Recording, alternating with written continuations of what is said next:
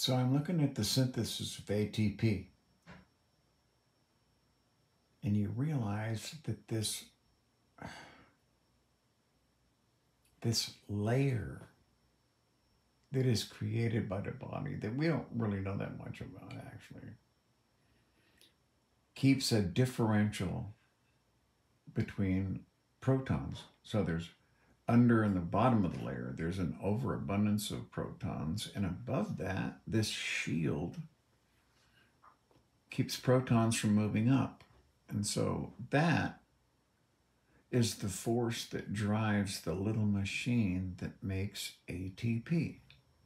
And it's a bearing. It goes shunk, shunk, shunk, and each cycle it makes 3 pieces of ATP. There's a tower that stabilizes this little machine up here. So it's like a big post with a machine hanging on it, and the bearing thing is on the inside moving around, making ATP. And that top piece assembles it and spits it out. It is literally a little machine, all hydrogen bonds. As a matter of fact, the way that the protein acts on this machine is because of the way it interacts with the hydrogen bond. Without that, the interaction couldn't take place. It has a special relationship with it. See, this is why I say life is everywhere in the universe. All of these little machines all rely on hydrogen bonds and how they work and how they interact with each other and what kind of hydrogen bond it is. And that was the most plentiful element in the universe when it was created, was hydrogen. It's everywhere. Simple chemistry and hydrogen, and you have the ability for these little machines to manufacture themselves. I look at this machine and I don't see a diagram. I don't see a owner's manual. I don't see, this evolving. This isn't DNA. This isn't, when I see this little machine, I'm like, well, how did this little machine evolve to be so damn efficient? Well, it was supposed to. It was designed that way. The whole universe is designed that way. These things are meant to assemble themselves. That's how it works. It's meant to happen. It's not a mystery. You would see rotation of the water wheel in the opposite direction. Here we see the sea. And you're thinking, how the fuck does the body make a shield that keeps more protons down here than up there? This layer here. See? We see this because of supercomputers. We can see how everything operates, and it looks so bizarre because they are literally functioning exactly like any other machine that you would think of. Bearings, rotating devices, switches, levers, feet, walking, robotic legs, carrying ability to where you could reach out and grab something and walk with it. Just your entire body. The little machines that copy your DNA billions upon billions of times every day. We're just little machines. The universe was meant for these little machines to assemble themselves. That's what this place is. So you can bet there's life everywhere. I know what the problem is. You see, you get to our point. Now, granted, there was some interference because we got a hold of technology we shouldn't have had. But we weren't doing so good on our own, were we? We already, the Roswell, basically, that was the first nuclear base in the United States. We were already a nuclear power and headed down a bad fucking road. So it's not like alien contact, made us ruin ourselves. We should have learned right then that since we're not alone, maybe we should try to be better. But that's not what happened.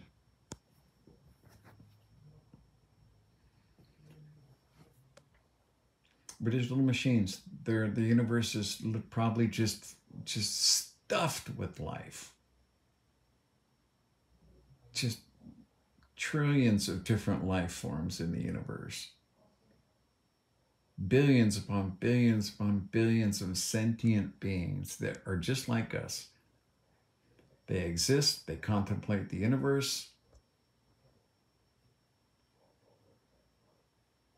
Having sprung from this place, they would have had a similar journey to us, from simple to more complex to more complex. I see us having so much in common with them, including what goes on up here. It's the machines that just fucking blow me away. You know what I mean? The mitochondrial membrane. The mitochondrial membrane, that is the little machine. That is the little machine that, there we go. That's the little machine. It's a machine. This is what stops protons from passing through. There's protons here, but there's a big differential. See, we only have a couple, and then down here it's full. That's what drives the little machine that makes ATP, which is what all life on the planet lives on. And it's like, I don't see an owner's manual for that one either. I don't see, oh, this got more and more and more and more complex.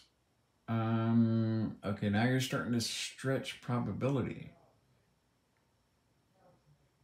that this was an accident, because you see it functions too efficiently to be an accident. It's way too efficient to be an accident. Self-replicating. It doesn't divide with your DNA. That's just a copy of who you are. These little machines, they're just part of our cells. They're part of our organelles. They're part of our immune system, and you name it. There's just like all these little types of little machines, and that's all they are. And if you think of yourself in that term, you'll understand that you're just a body. You're just a shell.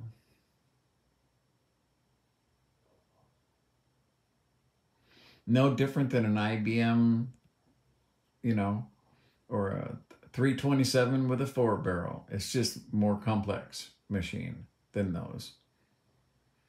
There are machines with, you know, millions of moving parts, and we just have billions and billions of moving parts. But we're no different. We're just wet.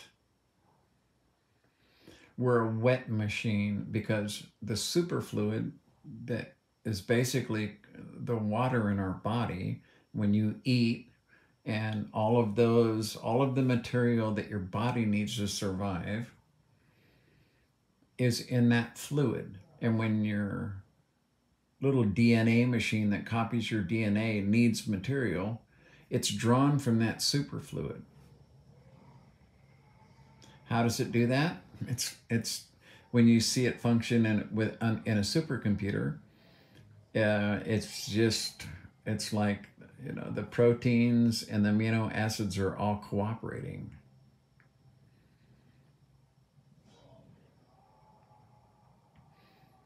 It blows me away. You see, I've accepted that this is a machine. It's just a wet machine. That's exactly what it is. It's not who I am. This is not who I am. This is simply a machine made to carry my quantum self here for a very important reason. It's very important, and it's so obvious that a child could recognize it. And that's why I spent years of my life going, of course, that's why we exist. And it was so simple and so amazing, and couldn't remember. That's the main thing that I have brought back with me about my near-death experience, was that they told me, and I asked, it was so amazingly simple and made so much sense that I said, well, can I tell everybody that? And they said, no, you're not allowed to know that. And that really did make my life miserable for many, many, many, many years, because I had that sensation when I came back. Of course. But I couldn't remember. I only had the realization that I had been told something so profound. Yeah. See, we're just machines. These are the actual physical manifestations of this wet machine that you reside in. It's not who you are, okay? It's not what you are. If I put you under anesthesia, you're going to go somewhere. And guess what? We used to not know where that was. Now, we believe you go into your microtubule system. That's where your quantum self resides. That's where your microtubules are disassembled and reassembled in the chromosome. So they copy your quantum self.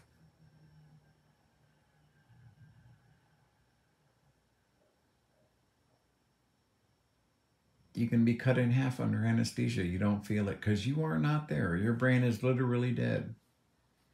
You're not there. You're somewhere else, and that's where you go. And that's the whole key to life right there, is your microtubule system. That's the whole key to what comes next and how your information is maintained. And that was something that I was told this is necessary. And the reason was so simple and easy that anyone could understand it.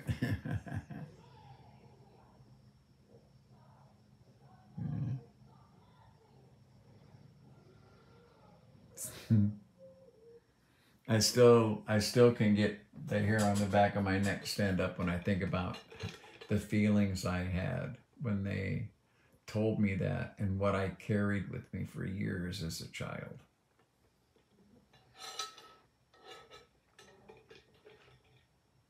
The intensity of the feeling that made me have my mom take me to every church and every religion, and yeah. Yep. It's just a machine.